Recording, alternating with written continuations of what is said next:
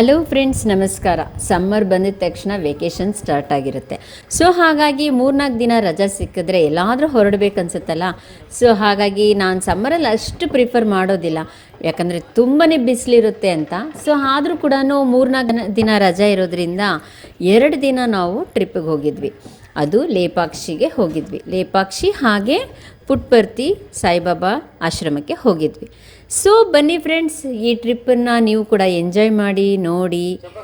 ತುಂಬಾ ಎಂಜಾಯ್ ಮಾಡಿದ್ವಿ. ಹಾಗೆ ತುಂಬಾ ಬಿಸಿಲು ಕೂಡ ತುಂಬ ಜಾಸ್ತಿ ಇತ್ತು. ಸೊ ಹಾಗಾಗಿ ನೋಡಿ, ಎಲ್ಲರೂ ಹ್ಯಾಟು, ನೀರು, ಸನ್ಸ್ಕ್ರೀನು, ಅಂಬ್ರೆಲ್ಲಾ ಅಂದರೆ ಛತ್ರಿ ಎಲ್ಲ ನೀವು ತೊಗೊಂಡು ಹೋಗಲೇಬೇಕು. ನಾವು ಮೊದಲು ಲೇಪಾಕ್ಷಿ ದೇವಸ್ಥಾನಕ್ಕೆ ಬಂದ್ವಿ. ಲೇಪಾಕ್ಷಿ ಅಂದರೆ ನಂದು ಇಮ್ಯಾಜಿನೇಷನ್ ಇದ್ದಿದ್ದು ಒಂದು ಜಟಾಯು ಪಕ್ಷಿ ಇರುತ್ತೆ ಅಂತ. ಬಟ್ ನೋಡಿ, ಈ ದೇವಸ್ಥಾನ ಎಷ್ಟು ಚೆನ್ನಾಗಿದೆ. ಅಲ್ಲಿ ನಾವು ಹ್ಯಾಟ್ಗಳನ್ನ ಹಾಕೊಂಡು ಹೋಗ್ತಿದ್ರೆ ಮಂಗ ಅಂದರೆ ಹನುಮಂತ ಆರಾಮಾಗಿ ನಡ್ಕೊಂಡು ಬರ್ತಾ ಇದ್ದ. ಸೊ ಫ್ರೆಂಡ್ಸ್ ನೋಡಿ, ಇದು ಲೇಪಾಕ್ಷಿಯಲ್ಲಿರೋಂಥ ವೀರಭದ್ರ ಸ್ವಾಮಿ ಟೆಂಪಲ್. ಇದು ಎಂಟ್ರೆನ್ಸು. ನಾನು ಇದು ಫಸ್ಟ್ ಟೈಮ್ ಎಂಟ್ರಿ ಆಗ್ತಾ ಇರೋದು ಈ ದೇವಸ್ಥಾನಕ್ಕೆ. ಇದರದ್ದು ನಾನು ಹಿಸ್ಟ್ರಿ ಕೂಡ ನೋಡಿರಲಿಲ್ಲ. ಬಟ್ ಒಳಗೆ ಹೋಗ್ತಿದ್ದಂಗೆ ಎಷ್ಟು ಖುಷಿ ಕೊಡ್ತು ಅಂದರೆ ನೋಡಿ, ಎಷ್ಟು ಗರುಡ ಕಂಬ ಇದೆ. ದೇವಸ್ಥಾನ ಹೊರಗಡೆಯಿಂದ ನೋಡೋದಕ್ಕೆ ತುಂಬ ಪುಟ್ಟದಾಗಿ ಕಾಣುತ್ತೆ. ಮಂಟಪ ಅಷ್ಟೇ ಇದೆ ಅನಿಸುತ್ತೆ. ಬಟ್ ನೀವು ಒಳಗಡೆ ಹೋಗ್ತಿದ್ದಂಗೆ ಎಷ್ಟು ದೊಡ್ಡದಾಗಿ ವಿಶಾಲವಾಗಿರುವಂಥ ದೇವಸ್ಥಾನ. ಆ ಕೆತ್ತನೆ ಕೆಲಸಗಳು ಆ ಬಾಗಿಲಿಂದನೇ ಸ್ಟಾರ್ಟ್ ಆಗೋಗುತ್ತೆ.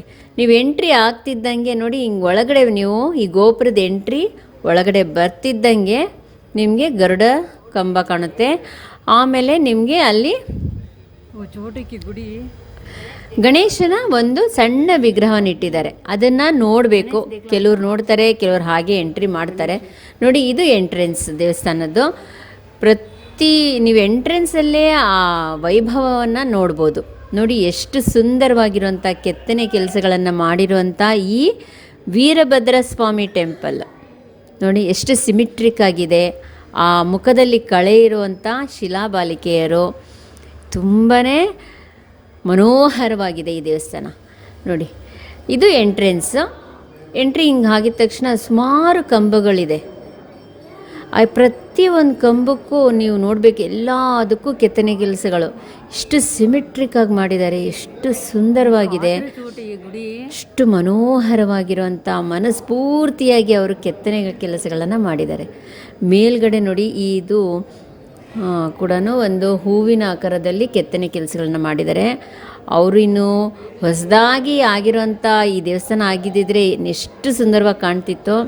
ಇದು ಸುಮಾರು 500 ವರ್ಷ ಆಗೋಗಿದೆ, ಆದರೂ ಕೂಡ ಅಷ್ಟೇ ಚೆನ್ನಾಗಿದೆ ಇದು ದೇವಸ್ಥಾನ.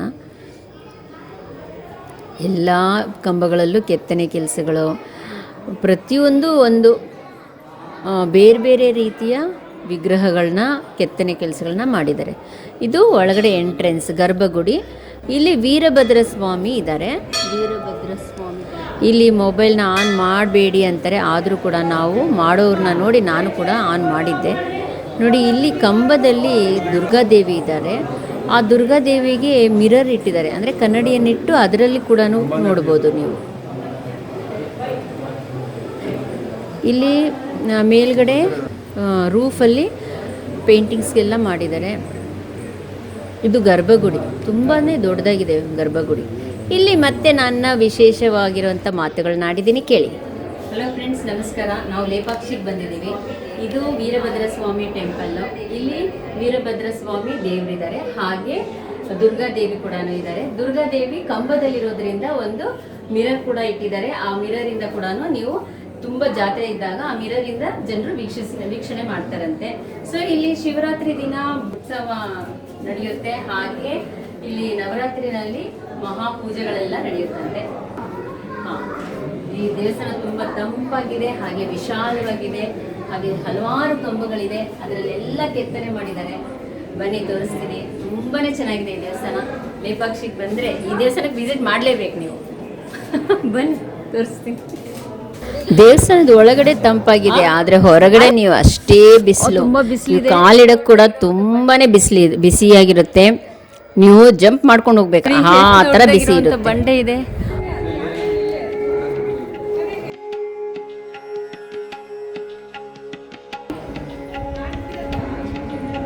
ದೊಡ್ಡದಾಗಿರುವಂಥ ಬಂಡೆ. ದೇವಸ್ಥಾನ ಅಂತೂ ತುಂಬಾ ವಿಶಾಲವಾಗಿದೆ. ಓ, ಇದು 500 ವರ್ಷ. ಈ ದೇವಸ್ಥಾನ 500 ವರ್ಷದ ಹಿಂದಿಂದಂತೆ, ಹಾಗಂತ ಪೂಜಾರಿ ಹೇಳಿದ್ರು. ನಾಗಪ್ಪ ವಿತ್ ಶಿವ, ನೋಡಿ ಎಷ್ಟು ಚೆನ್ನಾಗಿದೆ. ನಾಗಲಿಂಗೇಶ್ವರ ಅನ್ಬೋದು. ತುಂಬಾ ದೊಡ್ಡದಾಗಿದೆ ದೇವಸ್ಥಾನ, ತುಂಬ ಚೆನ್ನಾಗಿದೆ ಈ ದೇವಸ್ಥಾನ. ವಾವ್, ಇಲ್ಲಿ ನೋಡಿ ನೋಡಿ ಗೋಪುರ ಕಾಣ್ತಾ ಇದೆ. ಇಲ್ಲಿಂದ ಗೋಪುರಗಳು ಕಾಣ್ತಾ ಇದೆ 3. ಮೇಲ್ಗಡೆ ನೋಡಿದ್ರೆ ನಿಮ್ಗೆ ಬಸವಣ್ಣ ಕಾಣುತ್ತೆ.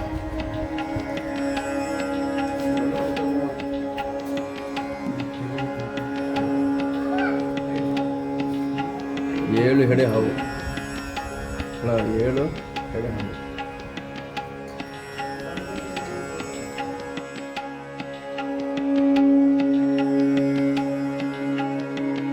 ಈ ದೇವಸ್ಥಾನದಲ್ಲಿ ಸುಮಾರು ಕಂಬಗಳಿದೆ ನೋಡಿ. ಈ ಥರ ಮಂಟಪ ಥರ ಇದೆ, ಸುತ್ತಲೂ ಇದೇ ಥರ ಮಂಟಪಗಳನ್ನು ಕಟ್ಟಿದ್ದಾರೆ. ಮಧ್ಯದಲ್ಲಿ ಒಂದು ಸ್ಟೇಜ್ ಥರ ಮಾಡಿದ್ದಾರೆ, ಅಲ್ಲೂ ಕೂಡ ಸುಮಾರು ಕಂಬಗಳಿದೆ. ಇದು ನೀವು ದೇವಸ್ಥಾನಕ್ಕೆ ಒಂದು ಸುತ್ತನ್ನು ಹಾಕ್ಬೋದು. ಈ ಮಂಟಪದ ಒಳಗಡೆಯಿಂದ ಹೋದರೆ ಫುಲ್ಲು ದೇವಸ್ಥಾನಕ್ಕೆ ಒಂದು ಸುತ್ತು ಹಾಕ್ದಂಗೆ ಆಗುತ್ತೆ.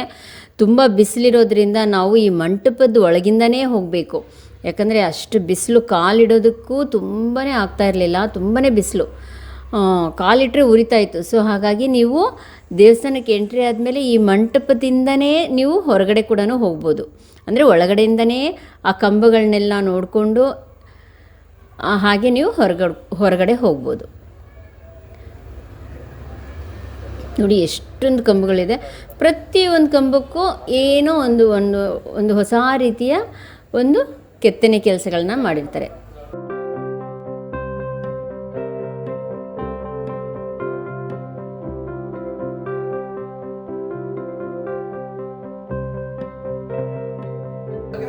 ನೋಡಿ ಇಲ್ಲಿ ಒಂದು ಫ್ಲೋಟಿಂಗ್ ಒಳಗಡೆ, ಇದು ಗರ್ಭಗುಡಿ ಹೊರಗಡೆ ಬಂದಾಗ ಇಲ್ಲಿ ಫ್ಲೋಟಿಂಗ್ ಪಿಲ್ಲರ್ ಕಾಣುತ್ತೆ. ಇದು ನಿಜವಾಗ್ಲೂ ಫ್ಲೋಟಿಂಗ್ ಅಂತ ನಾವು ಬಗ್ಗು ಕೂಡ ನೋಡಿದ್ವಿ, ಅದು ಫ್ಲೋಟಿಂಗೇ ಇತ್ತು ಅನಿಸ್ತು. ಸರಿ, ಇಲ್ಲಿ ಬಂದಿರೋರು ಒಬ್ಬರು ನಾವು ಒಂದು ಪಂಚೆನ ಹಾಕ್ಬಿಟ್ಟು ನೋಡೋಣ ಅಂದ್ಬಿಟ್ಟು ಹಾಕಿದ್ರು. ನೋಡಿದ್ರೆ ಅಲ್ಲಿ ಎಲ್ಲ ಹೊರಗಡೆ ಬಂದು ಇನ್ನೊಂದು ಚೂರು, ಅದು ಒಂಚೂರು ಪಿಲ್ಲರ್ ಕೆಳಗೆ ಕೂತಿದೆ. ಅದು ಯಾಕಂದರೆ ಇಷ್ಟು ವರ್ಷದಿಂದ ಇರ್ಬೋದು, ಫ್ಲೋಟಿಂಗ್ ಪಿಲ್ಲರೇ ಇರ್ಬೋದಿತ್ತೇನೋ. ಬಟ್ ಇವಾಗ ಒಂಚೂರು ಜಗ್ಗಿದೆ ಆ ಪಿಲ್ಲರು. ಅಂದರೆ ಮೇಲ್ಗಡೆ ಅಥವಾ ಕೆಳಗಡೆ ಎಲ್ಲಾದರೂ ಒಂದು ಕಡೆ ಅದಕ್ಕೆ ಆಧಾರವಾಗಿ ನಿಂತ್ಕೋಬೇಕು. ಬಟ್ ಇಲ್ಲಿ ಕೆಳಗಡೆ ಇಲ್ಲ ಅಂದರೆ ಮೇಲ್ಗಡೆ ಅವರು ಆಧಾರವಾಗಿ ಕೊಟ್ಟಿರ್ತಾರೆ. ಇಲ್ಲಾಂದರೆ ಅದು ಫ್ಲೋಟ್ ಆಗೋದು ಹೇಗೆ ಹೇಳಿ ಅಲ್ವಾ? ನನಗನ್ಸುತ್ತೆ, ಗೊತ್ತಿಲ್ಲ, ಇರ್ಬೋದು. ಬಟ್ ಆರ್ಕಿಟೆಕ್ಚರ್ ವರ್ಕಲ್ಲಿ ಅವರು ಮೇಲ್ಗಡೆಯಿಂದ ಕೊಟ್ಟಿರ್ಬೋದು ಅನಿಸುತ್ತೆ. ಸೊ ಹಾಗಾಗಿ ನೋಡಿ, ಈ ಪಂಚನ್ ಹಾಕಿದಾಗ ಫುಲ್ಲು ಬಂತು, ಬಟ್ ಒಂಚೂರು ಮಾತ್ರ ಅಲ್ಲಿ ಬರೋಕ್ಕಾಗಲಿಲ್ಲ. ಯಾಕಂದರೆ ಆ ಕಂಬ ಒಂಚೂರು ಟಚ್ ಆಗಿದೆ ಭೂಮಿಗೆ. ಸೊ ಹಾಗಾಗಿ ಪರವಾಗಿಲ್ಲ. ಆ ಕಾಲದಲ್ಲಿ ಇಷ್ಟೊಂದೆಲ್ಲ ಟೆಕ್ನಾಲಜಿ ಇಟ್ಕೊಂಡು ಅವರು ಮಾಡಿದ್ದಾರೆ ಅಂದರೆ ಗ್ರೇಟ್. ನೋಡಿ ಈ ಕಲಾಕೃತಿನ ಹೇಗೆ ಮಿಸ್ ಮಾಡೋದು ನೋಡಿದೆ. ಸೊ ಹಾಗಾಗಿ ಇದರದ್ದೆಲ್ಲ ಫೋಟೋ ತೆಗೆದಿದ್ದೀನಿ, ನೀವು ಕೂಡ ನೋಡಿ ಎಂಜಾಯ್ ಮಾಡಿ.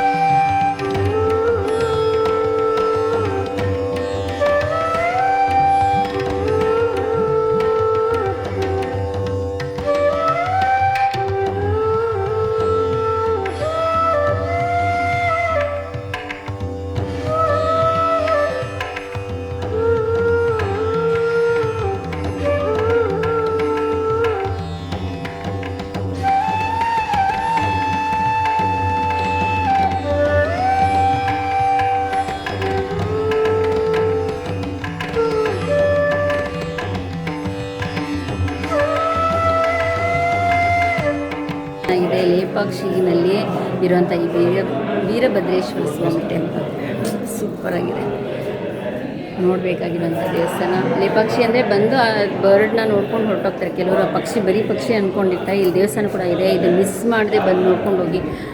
ತುಂಬಾ ಕೆತ್ತನೆ ಕೆಲಸ ಇದೆ, ಎಲ್ಲ ಕಂಬಗಳಲ್ಲೂ ಕೆತ್ತನೆ ಕೆಲಸ ಇದೆ. ಹಾಗೆ ಇಲ್ಲಿ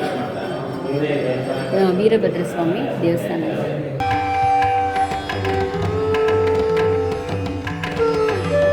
ಇಲ್ಲಿ ಪಾರ್ಕಿಂಗ್ ಕೂಡ ತುಂಬ ಜಾಗ ಇದೆ. ಪಾರ್ಕಿಂಗಿಗೆ 80 ರೂಪೀಸ್ ಕಾರ್ಗೆ, 20 ರೂಪೀಸ್ ಟೂ ವೀಲರ್ಸ್ಗೆ. ತುಂಬ ಕಾಸ್ಟ್ಲಿ ಪಾರ್ಕಿಂಗ್. ನೋಡಿ ಜಾಗ ಅಂತೂ ಇದೆ ಪಾರ್ಕಿಂಗಿಗೆ, ಬಟ್ ಪಾರ್ಕಿಂಗ್ ಫೀ ತುಂಬ ಕಾಸ್ಟ್ಲಿ ಇದೆ. ಕಾರ್ಗೆ 80 ರೂಪೀಸ್ ತೊಗೊಂಡಿದ್ದಾರೆ. ಇಲ್ಲಿ ಏನು ನಿಮ್ಗೆ ಸಿಗಲ್ಲ ನೋಡಿ. ಎಳ್ನೀರಲ್ಲಿ ಮಾರ್ತಾ ಇದ್ದಾರೆ. ಆಮೇಲೆ ನೋಡಿ ಅಲ್ಲೊಂದು ಪಕ್ಷಿ ಕಾಣ್ತಾ ಇದೆ ಅಲ್ಲ, ಅದೇ ಲೇಪಾಕ್ಷಿ ಜಟಾಯು ಪಕ್ಷಿ. ಹತ್ತಿರಕ್ಕೆ ಹೋಗ್ಬಿಟ್ಟು ನೋಡೋಣ ಫ್ರೆಂಡ್ಸ್. ಜಟಾಯು ಪಕ್ಷಿ ಎದುರುಗಡೆನೆ ಟೆಂಪಲ್ ಕಾಣುತ್ತೆ, ಬಟ್ ಟೆಂಪಲಿಂದ ನೀವು ಇದಕ್ಕೆ ಹೋಗಬೇಕಾದ್ರೆ ಜಟಾಯು ಪಕ್ಷಿ ನೋಡೋದಕ್ಕೆ ಅಟ್ಲೀಸ್ಟ್ 1.5 ಕಿಲೋಮೀಟ್ರ್ ಅಷ್ಟು ದೂರ ನಡಿಬೇಕು, ನಡ್ಕೊಂಡು ಹೋಗಬೇಕು. ಗಾಡಿ ಇದ್ದರೆ ಗಾಡಿ ಕೂಡ ಅಲ್ಲಿ ಪಾರ್ಕಿಂಗಿಗಿದೆ, ಹೋಗ್ಬೋದು. ಸೊ ಹಾಗಾಗಿ ಅಲ್ಲಿ ಎಂಟ್ರಿ ಆಗಿದ ತಕ್ಷಣ ನಿಮಗೆ 10 ರೂಪೀಸ್ ಏನೋ ಒಬ್ರಿಗೆ ಪೇ ಮಾಡ್ಕೊಳ್ತಾರೆ. ಎಂಟ್ರಿ ಫೀ ಇದೆ. ಇದು ನಾವು ಜಟಾಯು ನೋಡೋಕೆ ಹೋಗ್ತಾ ಇದ್ದೀವಿ. ಇಲ್ಲಿ ಒಂದು 30-40 ಸ್ಟೆಪ್ಸ್ ಇದೆ ಅಷ್ಟೇ. ಅಂದರೆ ಅವರೇ ಮಾಡಿರೋಂಥ ಐರನ್ನಲ್ಲೇ ಮಾಡಿರೋಂಥ ಸ್ಟೆಪ್ಸ್ ಇದೆ, ಅದ್ರ ಮೇಲೆ ಹತ್ಕೊಂಡು ಹೋಗ್ಬೋದು. ನೀವು ಡೈರೆಕ್ಟಾಗಿ ಜಟಾಯು ಪಕ್ಷಿ ಹತ್ರ ಅಲ್ಲ, ಅದರ ಪಕ್ಕದಲ್ಲಿರುವಂಥ ಬಂಡೆ ಮೇಲೆ ಈ ಮೆಟ್ಲುಗಳನ್ನು ಮಾಡಿದ್ದಾರೆ. ಅಲ್ಲಿ ಹತ್ಕೊಂಡು ಹೋಗಿ ಜಟಾಯುನ ಆ ಬಂಡೆಯಿಂದ ನೋಡ್ಬೋದು. ಅಂದರೆ ಮೊದಲು ಇತ್ತೇನೋ ಎಂಟ್ರಿ, ಅಂದರೆ ಎಲ್ಲ ಮೆಟ್ಲುಗಳಿದೆ, ಬಟ್ ಅಲ್ಲಿ ಕ್ಲೋಸ್ ಮಾಡಿಟ್ಟಿದ್ದಾರೆ ಇವಾಗ. ನೀವು ಏನಿದ್ರು ಈ ಬಂಡೆ ಪಕ್ಕದಲ್ಲಿರುವಂಥ ಬಂಡೆ ಮೇಲೆ ಇರೋವಂಥ ಮೆಟ್ಲ ಮೇಲೆ ಹತ್ಕೊಂಡು ಹೋಗಿ ನೋಡ್ಬೋದು. ನೋಡಿ ಇದು ಹನುಮಾನ್ ಫುಟ್ ಪ್ರಿಂಟ್ ಅಂತ ಹೇಳಿದ್ರು. ಇಲ್ಲಿ ಮಾರ್ಕ್ ಮಾಡಿ ಇಟ್ಟಿದ್ದಾರೆ, ಹನುಮಾನ ಹೆಜ್ಜೆ ಗುರುತು ಅಂತ. ಸೊ ಅದನ್ನು ಕೂಡ ನೋಡಿದ್ವಿ. ಆಮೇಲೆ ಸುತ್ತಲೂ ವ್ಯೂ ತುಂಬಾ ಚೆನ್ನಾಗಿದೆ. ದೂರದವರೆಗೂ ನಿಮಗೆ ಬೆಟ್ಟ ಗುಡ್ಡ, ಈ ಅಲ್ಲಿನ ತಂಪಾದ ಗಾಳಿ. ತಂಪಾಗಿಲ್ಲ ಅಲ್ಲಿ, ಯಾಕಂದರೆ ಬಿಸಿಲಿರೋದ್ರಿಂದ ಬಿಸಿ ಗಾಳಿ ಬರುತ್ತೆ ಇವಾಗ. ಸುತ್ತಲೂ ನೋಡೋದಕ್ಕೆ ವ್ಯೂ ಪಾಯಿಂಟ್ ಚೆನ್ನಾಗಿದೆ. ಸೊ ಇದು ಜಟಾಯು ಪಕ್ಷಿ ನೋಡಿ, ಬೇರೆ ಬೇರೆ ಆ್ಯಂಗಲಿಂದ ಫೋಟೋ ತೊಗೋಬೋದು. ದೊಡ್ಡ ದೊಡ್ಡದಾಗಿರೋಂಥ ಬಂಡೆಗಳು ಕೂಡ ಇದೆ. ಇದನ್ನೆಲ್ಲ ನೋಡಿಕೊಂಡು ಅಲ್ಲಿಂದ ನಾವು ಜಟಾಯು ಪಕ್ಷಿನ ನೋಡಿಕೊಂಡು ನಮಸ್ಕಾರ ಮಾಡಿಕೊಂಡು ಹೊರಟ್ವಿ. ಸೊ ಅಲ್ಲಿ ಹೊರಡಬೇಕಾದ್ರೆ ತುಂಬ ಹೊಟ್ಟೆ ಹಸಿವು ಶುರುವಾಗಿತ್ತು. ಸೊ ಹಾಗಾಗಿ ಊಟನ ಮುಗಿಸ್ಕೊಂಡು ನಾವು ಅಲ್ಲಿಂದ ನಮ್ಮ ಪ್ರಯಾಣ ಪುಟ್ಪರ್ತಿ ಸಾಯಿಬಾಬಾ ಆಶ್ರಮ. ಬೇವಿನ ಮರಗಳು,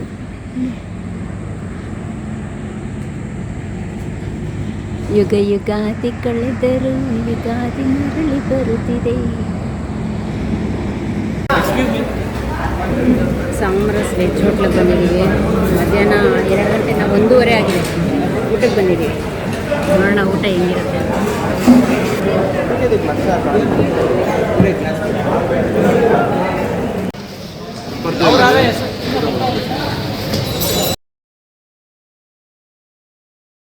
ಸೊ ಫ್ರೆಂಡ್ಸ್, ಅಲ್ಲಿಂದ ನಾವು ಪುಟ್ಪರ್ತಿಗೆ ಪ್ರಯಾಣನ ಮಾಡಿದ್ವಿ. ಸೊ ಇದು ಎಂಟ್ರೆನ್ಸ್, ಪುಟ್ಪರ್ತಿ ಆಶ್ರಮದ ಎಂಟ್ರೆನ್ಸ್. ಅಂದರೆ ನಿಮಗೆ ಸುಮಾರು ಇನ್ನೂ 2.5-3 ಕಿಲೋಮೀಟ್ರ್ ಇದ್ದಾಗಲೇ ಈ ಗೇಟ್ ಕಾಣುತ್ತೆ. ಅಂದರೆ ದ್ವಾರ, ಪುಟ್ಪರ್ತಿಯ ದ್ವಾರವನ್ನು ನೋಡ್ಬೋದು.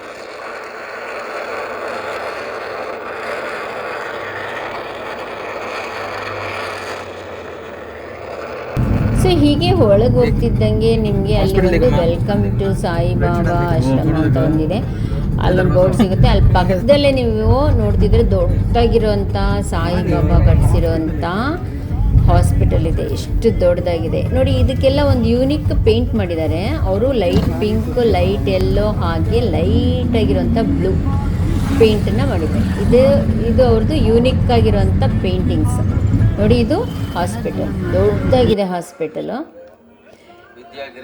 ಇದು ಇಲ್ಲಿ ಮತ್ತೆ ಒಂದು ದ್ವಾರ ಸಿಗುತ್ತೆ, ಅದು ವಿದ್ಯಾಗಿರಿ ಅಂತ. ಇಲ್ಲಿ ಹೋದಾಗ ನಿಮಗೆ ಬರೀ ಸ್ಕೂಲು, ಕಾಲೇಜು ಎಲ್ಲ ನೋಡ್ಬೋದು. ದೊಡ್ಡದಾಗಿರೋಂಥ ಸ್ಕೂಲು, ಕಾಲೇಜಸ್. ಹೀಗೆ ಇನ್ನೂ ಮುಂದೆ ಹೋದಾಗ ನಿಮಗೆ ಸಾಯಿಬಾಬಾ ಆಶ್ರಮ ಸಿಗುತ್ತೆ.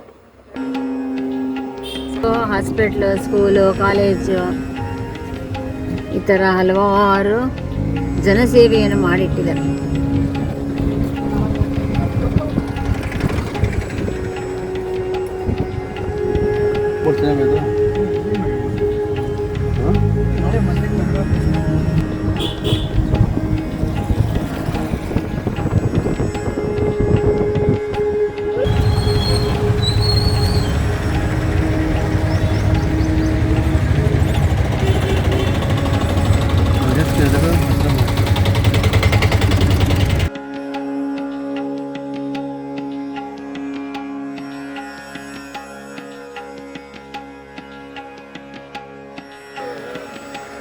ಇದು ಸಾಯಿಬಾಬಾ ಆಶ್ರಮದ ಎಂಟ್ರೆನ್ಸ್. ನಾವು ಅಲ್ಲಿ ತಲುಪಿದಾಗ 4:15 ಆಗಿತ್ತು, 4:45 ಗಂಟೆ ಆಗಿತ್ತು. ನೋಡಿ, ಇದು ಎಂಟ್ರೆನ್ಸ್. ನಿಮಗೆ ವೆಹಿಕಲ್ಸ್ ಎಲ್ಲ ಹೋಗೋದಕ್ಕೆ ಇದು ಎಂಟ್ರೆನ್ಸ್.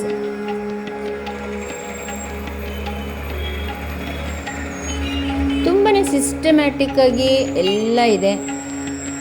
ಎಲ್ಲ ಅನುಕೂಲ ಕೂಡ ಒಂದು ಸಿಸ್ಟಮೆಟಿಕ್ಕಾಗಿ ಮಾಡಿಟ್ಟಿದ್ದಾರೆ. ನೀವು ಹೇಗಂದರೆ ಹಾಗೆ ನುಗ್ಗಿಬಿಡೋದು, ಎಲ್ಲೋ ಒಂದು ಕಡೆ ತೊಗೊಂಬಿಡೋಣ ಹಾಗೆಲ್ಲ ಆಗೋದೇ ಇಲ್ಲ. ಅಲ್ಲಿ ನೀವೆಲ್ಲ ಸಿಸ್ಟಮೆಟಿಕಲ್ಲಿ ಕ್ಯೂ ಅಲ್ಲಿ ಒಂದು ಸಿಸ್ಟಮ್ ಇದೆ, ಅಲ್ಲಿ ಅದನ್ನು ಫಾಲೋ ಮಾಡಿಕೊಂಡೇ ಹೋಗ್ಬೇಕು ನೀವು.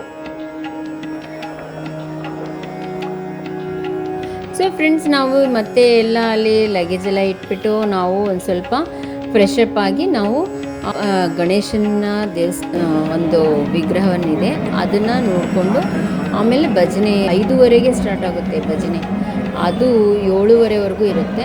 ಸೊ ಹಾಗಾಗಿ ನಾವು ಭಜನೆ, ಆಮೇಲೆ ಪ್ರಾರ್ಥನೆ, ಆಮೇಲೆ ಹಾಗೆ ಅಲ್ಲಿ ಒಂದು ಸ್ವಲ್ಪ ಪ್ರೋಗ್ರಾಮ್ಗಳೆಲ್ಲ ನಡೀತಾ ಇತ್ತು. ಅದನ್ನೆಲ್ಲ ನೋಡೋಣ ಅಂದ್ಬಿಟ್ಟು ನಾವು ಅಲ್ಲಿ ಇರುವಂಥ ಹಾಲಲ್ಲಿ, ಅಂದರೆ ಭಜನೆ ಹಾಲೇ ಇದೆ, ಅಲ್ಲಿ ದೊಡ್ಡದಾಗಿರುವಂಥ ಒಂದು ಹಾಲಿದೆ, ಅಲ್ಲಿ ಹೋದ್ವಿ. ಅಲ್ಲಿ ಒಳಗಡೆ ನಿಮಗೆ ಮೊಬೈಲು ಏನು ಬಿಡೋದಿಲ್ಲ.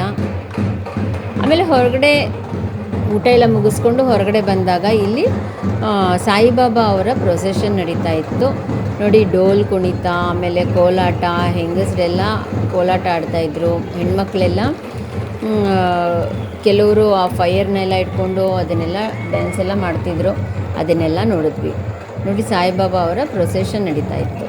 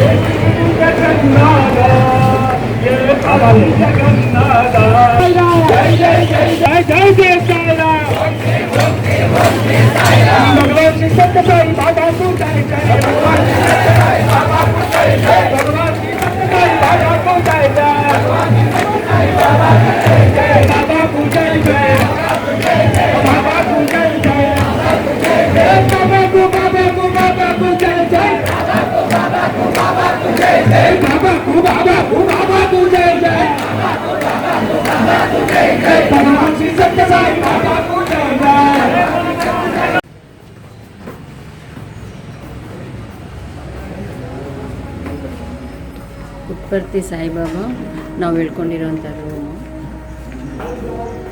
ನೋಡಿ. ಇವಾಗ ನಾವು ಸಾಯಿಬಾಬಾ ಬರ್ತ್ ಪ್ಲೇಸ್ ನೋಡೋದಕ್ಕೆ ಹೋಗ್ತಾ ಇದ್ದೀವಿ.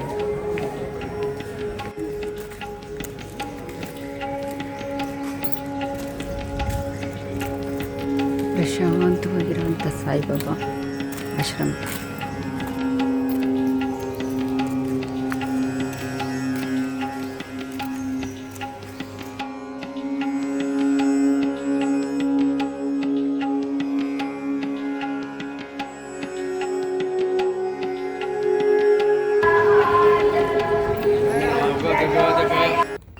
ಇದು ಸಾಯಿಬಾಬಾ ಅವರ ಹುಟ್ಟಿರುವಂಥ ಸ್ಥಳ ಅಂದ್ಬಿಟ್ಟು ಇಲ್ಲೊಂದು ದೇವಸ್ಥಾನವನ್ನು ಕಟ್ಟಿದ್ದಾರೆ. ಒಳಗಡೆ ಶಿವನ ಲಿಂಗ ಇದೆ. ಇದನ್ನು ನೋಡಿಬಿಟ್ಟು ನಾವು ರಿಟರ್ನ್ ಆದ್ವಿ. ಇಲ್ಲಿ ಒಳಗಡೆ ಎಲ್ಲ ವಿಡಿಯೋ ಎಲ್ಲ ಬಿಡೋದಿಲ್ಲ, ಇಲ್ಲಿ ಹೊರಗಡೆಯಿಂದ ಮಾತ್ರ ನಾನು ಅಷ್ಟೇ ವಿಡಿಯೋನ ಮಾಡಿದ್ದೀನಿ. ಸೊ ಹಾಗಾಗಿ ಅಲ್ಲಿಂದ ನಾವು ನಮ್ಮ ರೂಮ್ಗೆ ಬಂದ್ವಿ. ಅಲ್ಲಿಂದ ನಾವು ಚೆಕ್ಔಟ್ ಮಾಡಿಕೊಂಡ್ವಿ. ಸೊ ಇಲ್ಲಿ ಸುತ್ತಮುತ್ತಲು ಕೂಡ ನಾನು ನಿಮಗೆ ಈ ಆಶ್ರಮಗಳನ್ನ ತೋರಿಸಿದ್ದೀನಿ ನೋಡಿ. ಇವಾಗ 11 ಗಂಟೆ 10 ಕಾಲು ಆಗ್ತಾಯಿದೆ. ಇವಾಗ ನಾವು ಹೊರಟಿದ್ದೀವಿ. ತುಂಬ ಪ್ರಶಾಂತವಾಗಿ ಶಾಂತವಾಗಿತ್ತು. ಬಟ್ ಎಲ್ಲದಕ್ಕೂ ಮೈಲ್ಡಾಗಿ ಚಾರ್ಜಸ್ ಮಾಡ್ತಾರೆ. ಈ ಪ್ರವಚನ ಎಲ್ಲ ನಡೀತಾ ಇದೆ. ಬಟ್ ನಾವು ಸಂಜೆ ಪ್ರವಚನ ಎಲ್ಲ ಭಜನೆ ಎಲ್ಲ ಅಟೆಂಡ್ ಮಾಡಿದ್ವಿ. ಇವಾಗ ಬರ್ತ್ ಪ್ಲೇಸ್ ಸಾಯಿಬಾಬಾದ ಬರ್ತ್ ಪ್ಲೇಸ್ ಎಲ್ಲ ನೋಡಿಕೊಂಡು ಇವಾಗ ನಾವು ಪುಟ್ಟಪರ್ತಿಯಿಂದ ಹೊರಟಿದ್ದೀವಿ. ಬಾಯ್.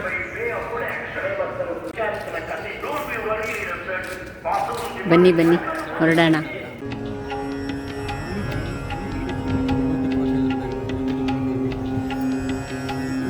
ವಿಭೂತಿ ಗರಂಗಿ ಪ್ಲೀಸ್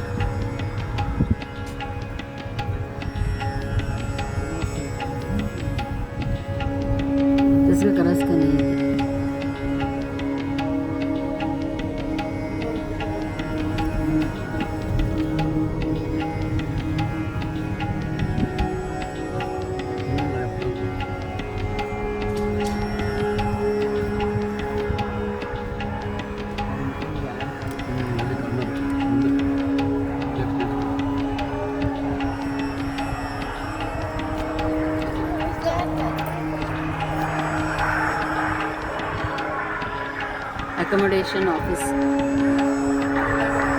ಇಲ್ಲೇ ರೂಮ್ ತೊಗೋಬೇಕು, ಇಲ್ಲೇ ಕೀನ ವಾಪಸ್ಸು ಕೊಡಬೇಕು. ಅಕೊಮೊಡೇಷನ್ ರೂಮ್ ಇದೆ.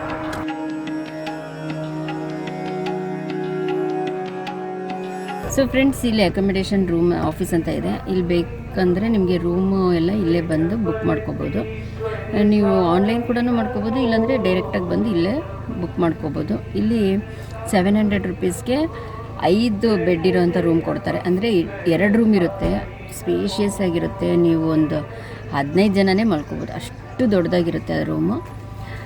ಇಲ್ಲ ಅಂದರೆ ನಿಮಗೆ AC ರೂಮು ನಮ್ಗೆ ಸಿಗಲಿಲ್ಲ, ಅದು ಹೇಗಿರುತ್ತೆ ನನಗೆ ಗೊತ್ತಿಲ್ಲ.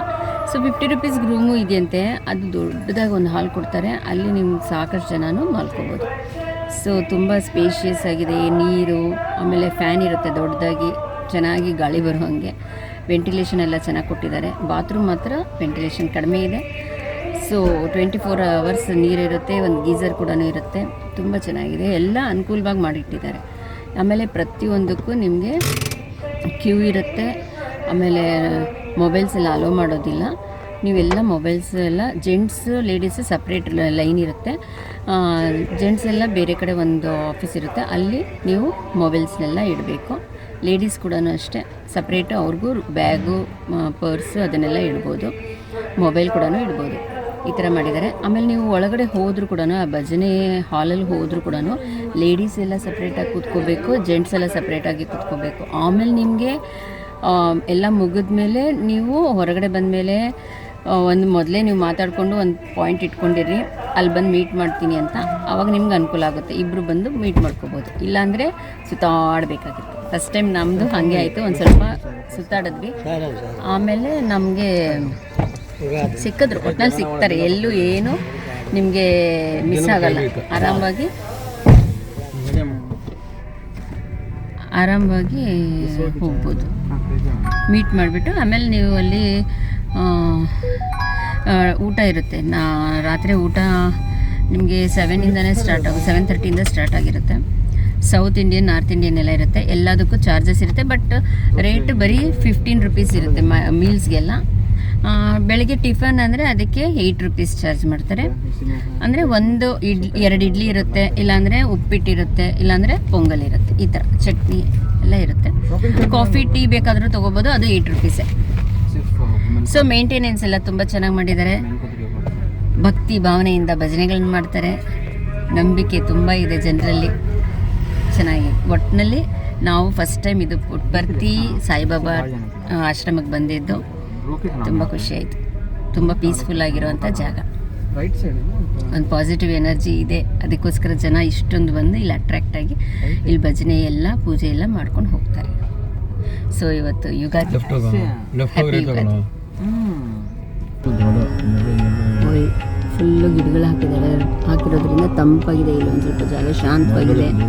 ಮರಗಳು ನೋಡಿ, ಎಲ್ಲ ಕಡೆ ಮರಗಳಿದೆ, ಪ್ರಶಾಂತವಾಗಿದೆ ಜಾಗ. ಯಾರು ಗಲಾಟೆ ಮಾಡೋದು, ಕಿರ್ಚ್ಕೊಳ್ಳೋದು, ಈ ಮಕ್ಕಳದ್ದು ಗಲಾಟೆ ಯಾವುದೂ ಇಲ್ಲ. ಎಲ್ಲ ಸೈಲೆಂಟಾಗಿದೆ, ಪೀಸ್ಫುಲ್ ಆಗಿರೋಂಥ ಜಾಗ. ನೋಡಿ ಭಜನೆ ಕೇಳಿಸ್ತಾ ಇದೆ.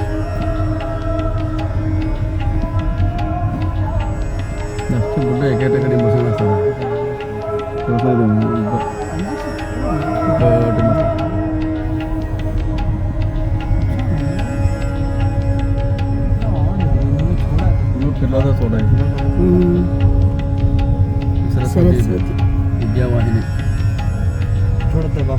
ವೆಸ್ಟರ್ನ್ ಕ್ಯಾಂಟೀನ್ ಇದಾಗಿ ಬೋರ್ಡ್ ವೆಸ್ಟರ್ನ್ ಕ್ಯಾಂಟೀನ್.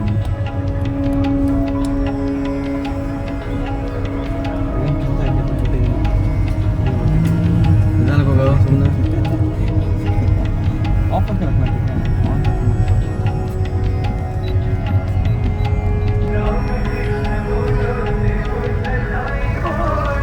ಭಜನೆಲ್ಲ ಜನ ಇರೋಣ, ಶಾಂತವಾಗಿದೆ ಅನಿಸುತ್ತೆ.